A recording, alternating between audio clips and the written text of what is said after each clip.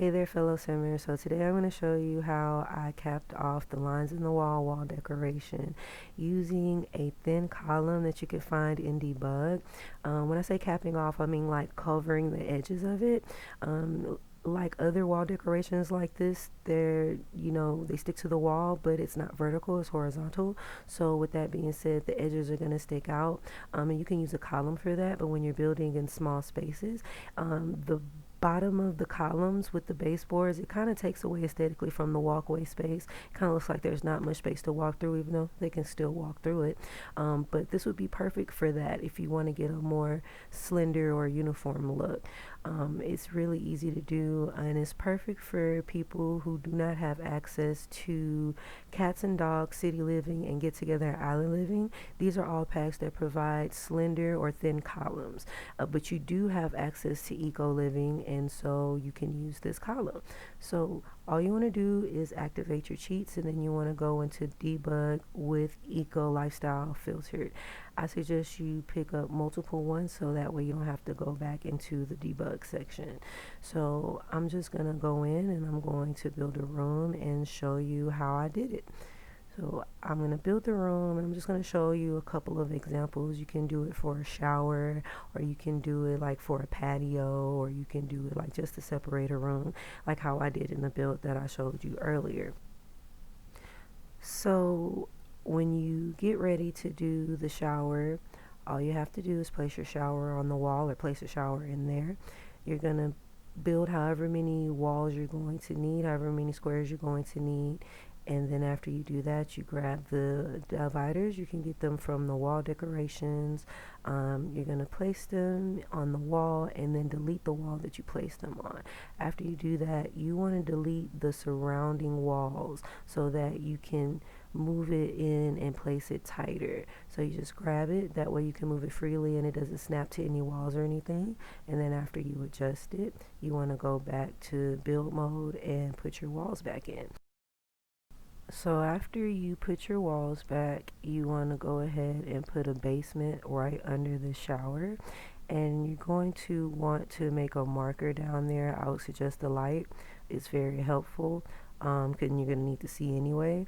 Make sure you keep the light in place so that you know exactly where your shower is. So you want to expand the room, stretch it out so that the dividers don't touch anything and don't snap. And when you expand them, go ahead and place them right under your base dividers, which is on your surface floor. After you place them, you're going to go back and you're going to grab that column that you got out of debug.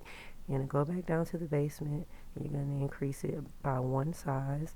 And then after you increase it, you're going to adjust it and you're going to place it where you think it should be.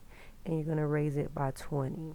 When you go up 20, it should perfectly fit right at the top of the divider. And there's your shower. If you want to take it a step further, you can add a door to it.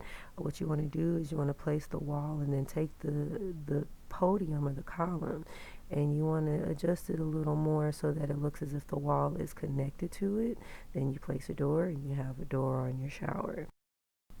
Of course, this next example is pretty common, placing it on a half wall. You want to just go ahead and grab it, place it on your half wall. You can cover that side up with a shelf if you want to. I can show you that later. And then of course the patio, which is very simple. You want to build the outside of the patio. I removed some of this room so that I can have a 2x3 patio. You want to go ahead and take those walls apart so that it doesn't attach. And then you place your dividers, and then go ahead and put your walls back and grab your column, and of course it would be the same thing. You would go into the basement and you would increase it by 20, increase the size by 1, and then raise it by 20, and then you would have your column. Same thing for the half wall. You want to increase it by one size. You're going to go down to the basement. You're going to drag your walls out so you have more space. You take that column. You're going to go down into the basement. Make sure you have the proper placement. and then you want to raise it. This one's a little tricky because it is on a half wall. Just make sure that you place it as close as possible. You're going to have to work with it a little bit. Raise that up by 20, adjust it here and there, and then you should be good. And again, I'll show you how I covered up the other side of that half wall later in an example video. Um, Same thing for the patio. You just want to grab your column, you increase it by one size, make sure that you have enough room to place it. It's pretty simple.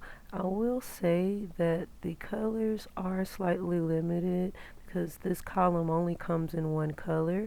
But if you're not afraid to mix it up, you can get a really nice aesthetic going with these dividers here.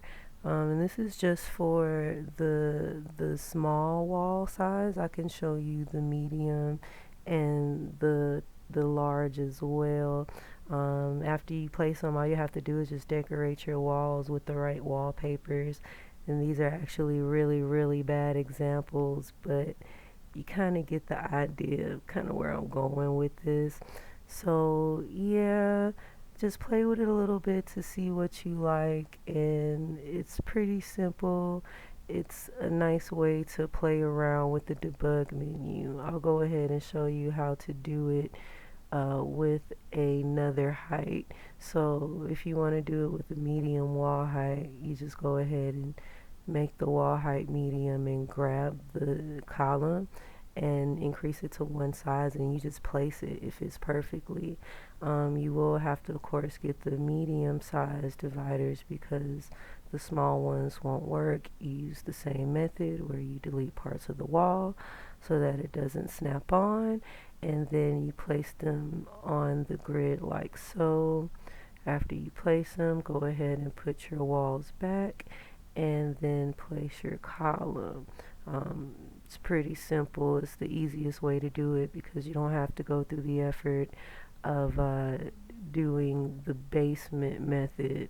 But if you want to do it for the tall walls, you would need to use the basement method, and I'll show that to you as well. Okay, for the tall wall, you're going to have to use the basement method. It's pretty simple. You just want to go ahead and take the column if it's already at the base level and increase it by 10.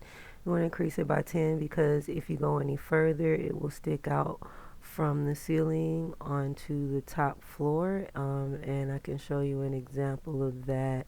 If I click undo and then go back up, you can see it's showing through the ceiling, but I can show you a way to hide that. You can just cover it with something like an object or something like that, and I'll show you an example later. So you want to go ahead and place that column, then you want to take another column and go into the basement, and it's going to already be at the right level, but you're going to want to adjust it so that it looks uniform and it's not sticking out and that it blends in. And once you adjust it a little bit, you will have your column for your tall walls. So yes, it's pretty simple. As I said earlier, the colors are slightly limited, but it does help to cap off if you're looking for a really, really thin column in really small spaces.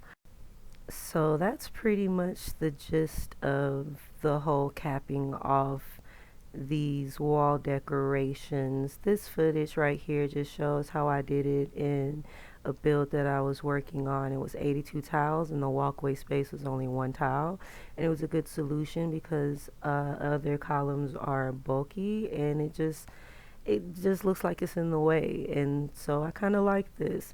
But anyways, thank you for viewing. Please like, subscribe, and share. It's greatly appreciated. This footage right here, by the way, is what I was talking about earlier. I just put a basket on top of it and now you can't see it. So you could put a teddy bear, one of those plush chairs or something like that, and just make it look cute. So once again, thank you for viewing. Also, if you want to support Black Lives Matters, there are links in the description. If you click on these links, you can sign petitions and do donations and help support the Black community. Have a good one.